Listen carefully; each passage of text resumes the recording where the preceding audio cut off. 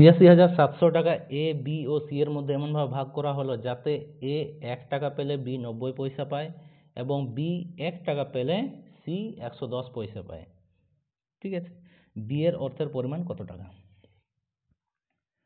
A B C, A B and C, ঠিক আছে, ১ টাকা পাওয়া মানে ১০০ পয়সা পাচ্ছে, বি তখন পাচ্ছে ৯০ পয়সা।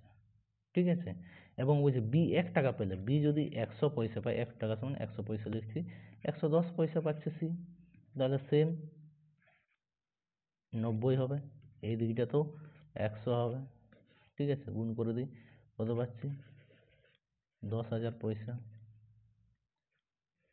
৯,০০০ পয়সা, এইটা হচ্ছে ৯,৯০০ পয়সা। ঠিক আছে, দুটো করে জিরো কেটে দিই, তাহলেই কেটে দিলে কত হচ্ছে, টাকাতে পরিণত হয়েছে। ১০০ আর ৯৯, ১৯৯ আর ৯০, 289 পাচ্ছি, টোটাল ইউনিট পাচ্ছি 289। 289 সমান দেওয়া আছে আমাদের 86,700, এইটা দেওয়া আছে। ঠিক আছে, এইটা 3 টাইমে কাটবে মানে 300 পাচ্ছি।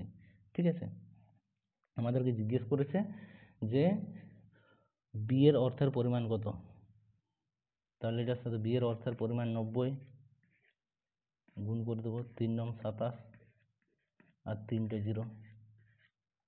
ঠিক আছে, অপশান বি রাইট অ্যান্সার।